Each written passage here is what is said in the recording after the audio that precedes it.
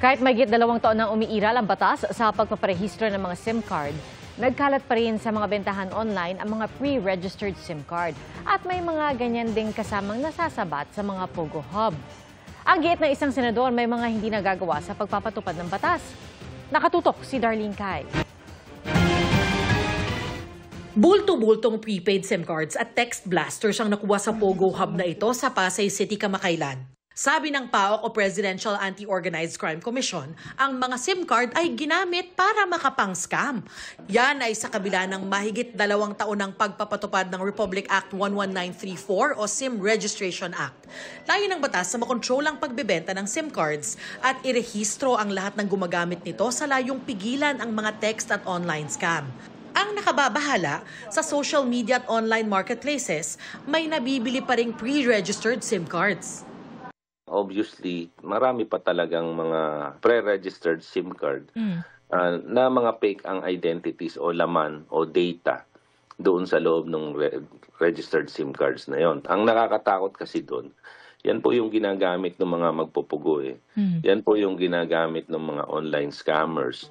Yan po yung ginagamit sa love scam tsaka sa online lending apps. Kaya ho, pag iniimbestigahan natin, blanco po yung investigasyon kasi po, minsan makakatapat ka during the investigation ng mga bogus na pangalan, bogus na address.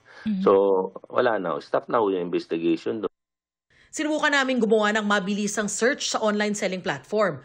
Heto at hindi mabilang ang sellers na nag-aalok ng umano'y pre-registered SIM cards. Bultuhan pa ang bentahan ng iba. Kaya kailangan daw paigtingin ang pagpapatupad ng batas. Tulungan po ito sa implementation ng batas ng law enforcement agencies and yung mga telcos. Kailangan higpitan po siguro, dagdagan pa po natin ng mga safety nets pag nagpapa-register po tayo ng cards. Tapos po dapat every card may accountable pong person. Hindi po pwedeng ibenta ito ng bultuhan. Yan din ang sabi ni Senator Grace Poe, ang main sponsor ng SIM registration law. Halatang halata ay ang implementasyon, hindi nagagawa, hindi nahuhuli kaagad itong mga ito. Katulad niyan sa Facebook, ano ba naman yung tahakin sila, di ba? Merong mag-post na bibili, tapos ihulihin sila. Pwede naman magawa yun eh.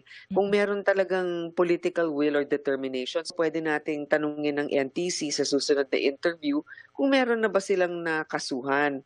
Kasi alam naman natin kahit na may magaganda yung batas natin o yung mga parusa ay mabigat, kung wala namang nahuhuli, wala namang matatakot.